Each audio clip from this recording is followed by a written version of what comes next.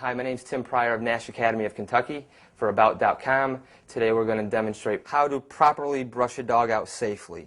There's many different brushes out there. First, I would start with a slicker brush. This is a slicker brush. This is a very stiffer bristle to the brush, usually really good on your curly coats or your thick double coats. It'll get through a thicker coat a little bit easier. Our next brush we have would be this brush here.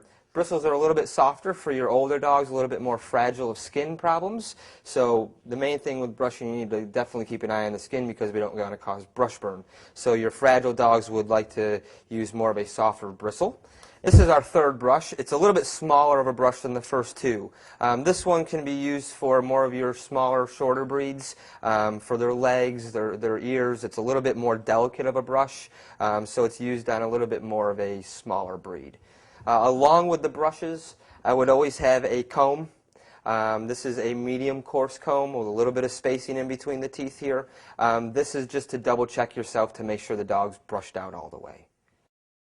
This is Ralph. We're going to go over proper technique and what we need to watch for when we're brushing. We're going to use a softer of a bristle brush. Ralph's a little bit older. His coat's getting a little bit thinner, and that tells me that his skin's going to be a little bit more fragile for the heavier brushing. Basic typical problem when they're brushing. A lot of your pet owners want to brush their dogs like this. We call this top brushing. We need to get to the skin.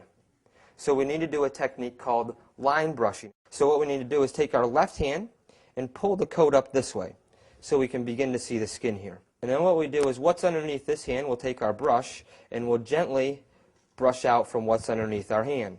That way we can see the skin.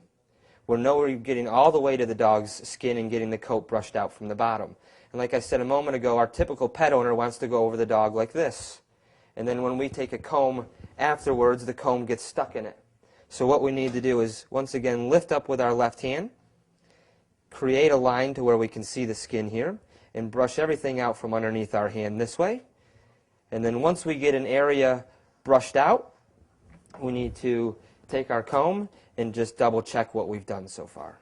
And make sure the comb goes right through the coat just like it would our own hair. If we're going to be working on the head area, a lot of our dogs at home don't want to be brushed and they see the brush coming. So what I would suggest is just doing a little bit at a time. Don't make your dog sit and spot for 1 hour straight.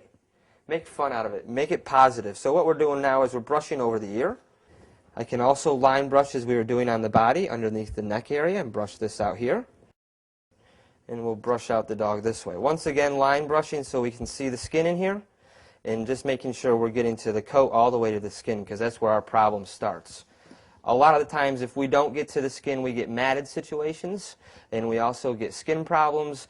We get a lot of scratchy, itchy dogs because we're not getting to the skin and getting the dead coat off of the skin, and that's what we need to do to make the skin be able to breathe and be healthy for everybody. And that's proper technique of brushing a dog out. Thanks for joining us. Any further information, just check us out at About.com and we can help with any concerns. Thank you.